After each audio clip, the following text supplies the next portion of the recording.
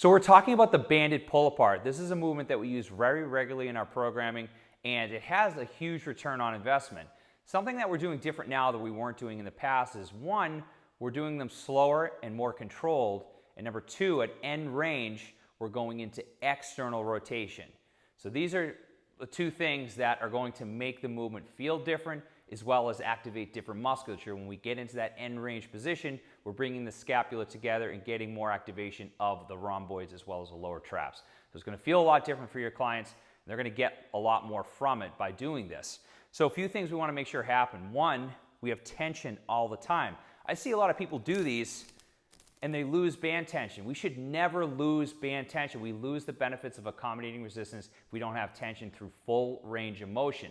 Whether it be your band work you're doing for tendon work, or if you're using accommodating resistance for your bilateral movements, there should be tension at all times. Second thing is, we want to go about a shoulder width grip for our pull apart, and at end range is when we're going into external rotation. So again, it's going to make the movement a whole lot harder. I have a lighter band here. I usually use a mini band, but actually now I've downgraded to a micro band. So we can use a lighter band, or you can use a single strand band and get the same benefits with less resistance.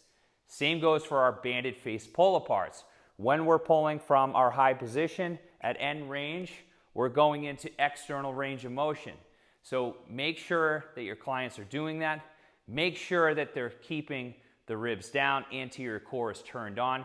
These should be for quality. If you do them correctly, 10 reps, you're going to be pretty surprised how bad it burns.